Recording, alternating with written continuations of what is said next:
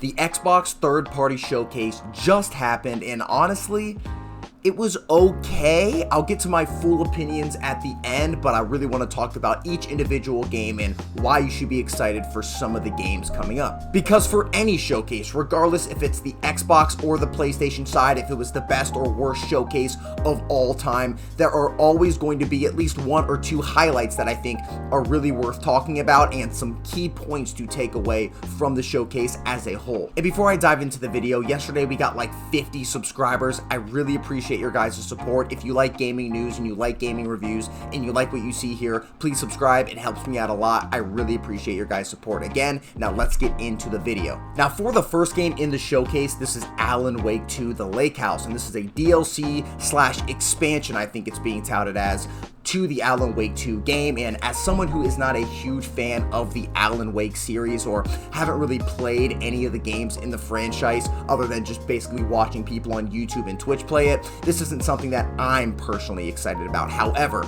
I do think if you are a fan of this series or you are a fan of this genre and specifically the Alan Wake 2 game, this is something that looks pretty damn cool, because coming from someone who doesn't play these games, watching this monster come out of the painting is a really unique way, I think, at least in a trailer, but also in a game, to kind of showcase that, and it looks pretty damn badass. It looks very scary, and it looks super damn cool to experience as a whole, especially if you are already a fan of this series. Now, the next game is Cronos: The New Dawn, and this is made by the Blooper team, the same team that just made the absolute hit remake of Silent Hill 2 that everybody is loving, and generally, I think this game could possibly be up there in terms of Game of the Year contention, although it is a remake, so most likely not. However, that's besides the point. The Blooper team has just made a banger and is coming out with another game that I think looks very similar to something like Dead Space. If you are a Dead Space fan and you are a fan of kind of that supernatural or,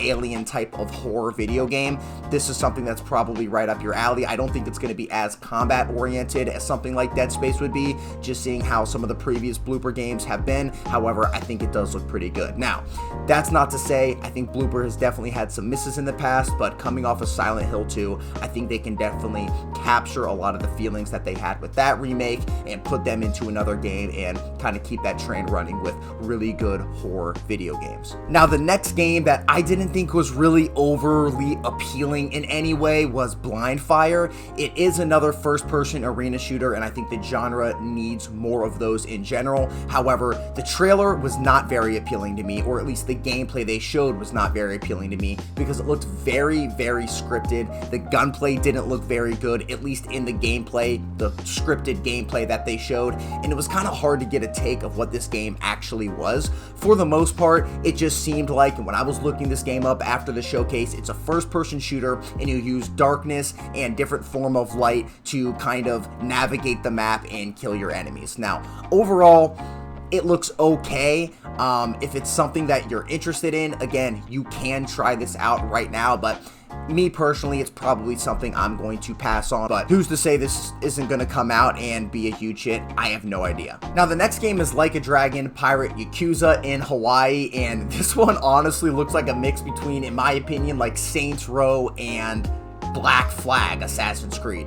It looks very interesting. It looks fun. I'm a huge sucker for pirates, and if you are a fan of the Yakuza series, this is obviously something that you should definitely hop into and at least try out. It looks really fun. It looks interesting. The pirate combat looks pretty awesome. There's obviously like open world actual ship combat. It looks like you're able to jump on another ship and pop off on people that way, and then on top of that, it looks like they have really cool just like different cities or different areas that you can sail to as well.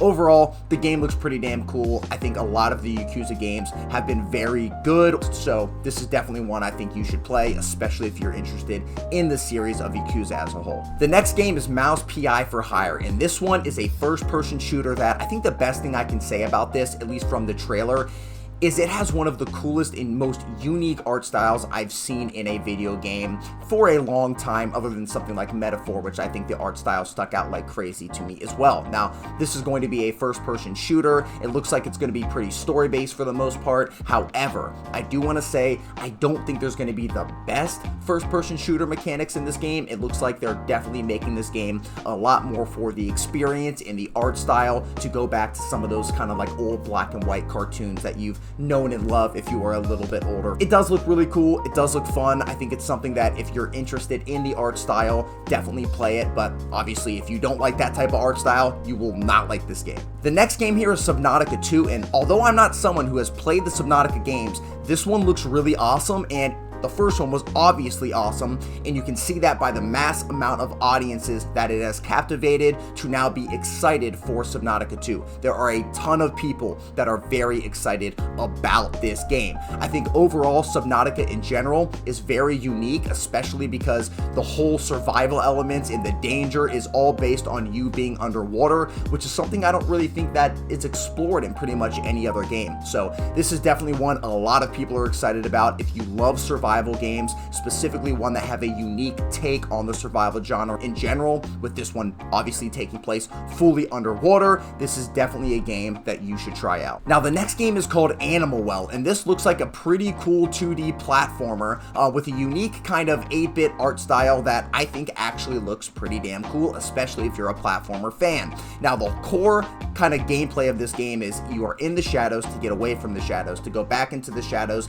to get a new shadow of the shadow, to go back into the shadows. And that's pretty much what Video Game Donkey said about this game, but it is out now, so if you are a fan of unique platformers, I definitely think this is one to give a try. The next game is Eden Zero, and this is a 3D anime fighter, and honestly, it looks like a lot of the other 3D anime games we've got in recent time. We just got Demon Slayer, which I think was actually pretty good. I don't think it's going to be Dragon Ball Sparking Zero good of a game. However, it's a 3D anime action game, not specifically like a 3D 1v1 fighter game. And I think overall it looks pretty good. It looks okay. There's a lot of new companies stepping into the anime game market, which is cool to see. I think Konami actually has this one. So if you are a fan of Eden Zero, it's the same guy who I believe wrote Fairy Tail, and you are a fan of these characters and this franchise and this world as a whole, I definitely think it's worth stepping in. And obviously, if you are a fan of 3D anime games in general, this is something that might be worth giving a try. Now, the next game I think looks pretty interesting, and it's called Eternal Strands. It's a 3D, I think, RPG that has a very similar art style to something like Breath of the Wild. Now, this game looks like it's a physics-based RPG, and what I mean by that is your main two weapons, or at least what it looked like in the trailer, is fire and ice, and you can use ice to freeze a bunch of things, including like enemies' limbs, as well as using fire to pretty much burn anything. And I'm sure there's a ton of different combos with both of those that you're going to be able to use, and that's going to be your main weapon from what it looks like. And overall, I think some of these like more puzzle type of fighters where you're more using your brain, and in this game you're using the actual world as your weapon, can be something that's appealing to a lot of gamers. I'm usually more a fan of just combat with actual weapons and using that as the way to fight. However, I think a lot of people are going to be interested in this. A lot of people do like this more Breath of the Wild type of art style, and if you are, and if this is something that does look cool to you, I think it's going to be a relatively pretty good and unique game. Now, if you are a Souls fan, or you are a Souls-like fan, and I am a huge Souls-like fan, it's probably my favorite genre of video games for the last 10-15 years of my life. This next one is going to potentially interest you a lot, and it is called Mistfall Hunter. And this is a very different take on the entire Souls-like experience. This is one that incorporates extraction, PvEVP type of gameplay with the Souls-like type of gameplay. So we haven't really seen a lot of multiplayer Souls-likes. You can say obviously Elden Ring is multiplayer, but not full on invite your friends into a game and just straight up start to finish playing multiplayer. So this one's going to be very interesting. I don't know how it's going to work with the whole extraction mode. I think a big part of Souls-like games in general is keep keeping to progress and getting new loot and trying out new builds and finding new areas and fighting tons of different bosses. In an extraction game, it does a lot of times kind of go into the same formula of the same map or 1 to 3 maps over and over and over again. However, we have seen some Souls-like games, or we have seen some extraction games that are more like RPG based, that have some fun boss fights and things like that. So I'm not entirely sure how this is going to go. It's definitely a game I'm probably going to be trying out, but we'll have to see when it actually comes out. Although the combat does look pretty fun, it does look fast-paced. That's my problem with a lot of extraction games. It's very slow-paced combat. So hopefully this one comes out and is a banger, but it's very unique to say the least. And if you are a Souls-like fan, I think there's at least enough here to get excited. Now the next game is called Wheel World, and just to preface before I even talk about this game is not up my alley. I am not the target demographic. However, I think there is something for a sect of gamers that would find this game very interesting and fun. Overall, it's like an open world bicycling race game that also you can kind of use the game as your, or the world of the game as your playground to do tricks. It looks like there's like some shrine mechanic from Breath of the Wild in there as well. Not entirely sure what it's going to end up being, but I think the ambiance, the music, the art style all comes together for a really cool, unique experience, or at least from the trailer, and I think there is a certain demographic of players that would really find this game appealing. Now the next game here is Phasmophobia, and this game, if you haven't played it yet, is a horror game that already had come out on PC around the 2020 period, and now Xbox is going to be the first console that is getting this game. And this game is going to be releasing around Halloween on Xbox, so if you want to play this game, or you want to play a horror game with your friends or something like that around the Halloween time, maybe pick this one up. But the whole craze back in 2020, I think for the most part is over. I think it's a good game for the most part. I think overall, a lot of people that like horror games absolutely love Phasmophobia, but it's a game at least I and a lot of people have already experienced on the PC, so this is kind of just like a, meh, like it's here, it's on Xbox, cool, let's move on. Now the next game is called The Legend of Baboo, and although I've had a friend named Baboo who I really loved, this is not a game, after seeing the trailer, that I think I would really love, at least me personally.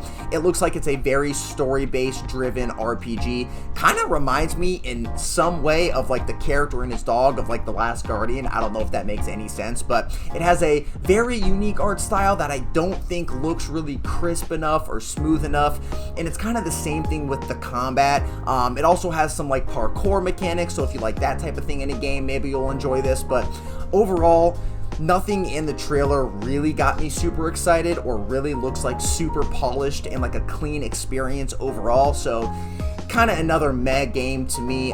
Definitely not something that I think I'm the demographic for here, but overall, if the game looks good to you, try it out. Hopefully it's a good game. Now the next game we have, and this is probably the game I am most excited for in this entire showcase, which is Wuchang the Fallen Feather. So we had Wolong, now we had Wuchang, and now we have Wuchang, and all three of these games are Souls-like. You might not call Wuchang a Souls-like, but in my opinion, all three of these games are Souls-like experiences. So this one, I believe it's going to be a single-player only Souls-like. It kind of has a mix between like the Stellar Blade vibe, in my opinion. Maybe it's just like the main character, in my opinion. Her face looks kind of similar to the one in Stellar Blade, but overall, this game looks awesome. I think the art style and more the art direction, not necessarily the style, looks really cool. It kind of reminds me of a little bit of like a mix between like some Bloodborne-ish type of weirdness and also some like Elden Ring type of vibe.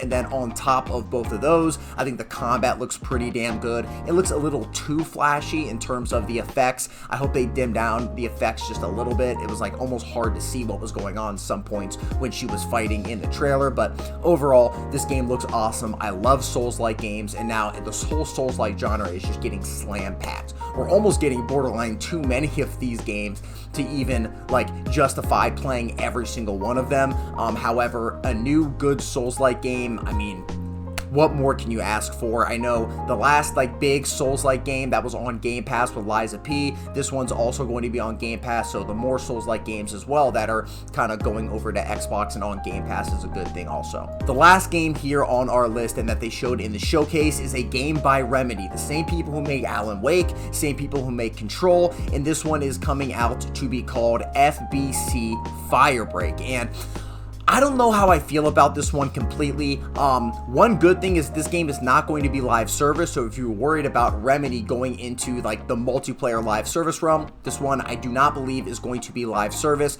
but it is a third person or first person 3-player co-op shooter. Now, I don't know. Looking at this, the quality doesn't look amazing. I think there are some interesting mechanics that they showed with some of the guns within the gameplay, but overall, it's something I'm not crazy excited about. If you guys love co-op shooters, specifically, if you have 2 other friends that you want to hop into a new 3-player co-op shooter with, this game might be fun, and obviously we'll see more to come, but Remedy, I think overall is a pretty damn good studio for the most part, and obviously with this game, hopefully it comes out, it does well, and it's another hit for them. Same with Control and Alan Wake, etc. Although this is a very different game from those. Now, before I talk about my overall thoughts about the showcase entirely, we have a couple of these games that are coming to Game Pass. So there's 5 specific ones coming to Game Pass, and that is the one I just mentioned, FBC Firebreak. We also have Subnautica 2, Wuchang, Fallen Feathers. Thank you. I am very excited for that one to be coming to Game Pass. We also have Eternal Strands as well as Real World. Now, overall, I definitely wasn't overly blown away by this conference in any way. Obviously, it's the third-party conference. We're going to get a lot more when they show a lot of their first-party titles coming up for Xbox. That's really what a lot of people truly care about. But aside from that, there was some good things here. I don't think there was a lot of terrible or bad things here. I think Phasmophobia, Real World, Mouse PI for Hire, all those, Blindfire as well, all those could have kind of gone off the wayside for me. I don't really care about a lot of those games. I think there was some cool ones like Alan Wake 2 with their expansion. Cronos looks relatively cool. The games I'm really excited for is Wuchang, Fallen Feathers, because I'm a Souls-like guy. I'm an RPG guy, so that's exciting for me. I think Mistfall Hunter as well is something I'm really excited about because it's a unique take on the Souls-like genre with some extraction elements there as well. So other than that, it was an okay showcase. It wasn't anything to write home about. I think it was very kind of equal to PlayStation's last showcase, although PlayStation showed things that I was a little bit more interested in, but obviously they were showing some first-party stuff as well. So overall, thank you guys for watching the video. If you liked the video, please like the video, subscribe for more gaming news and reviews, and comment down below what you guys thought about the showcase. What games are you the most excited for, or are you not excited for any of these games? Please let me know down below, and I will see you in the next one. Peace.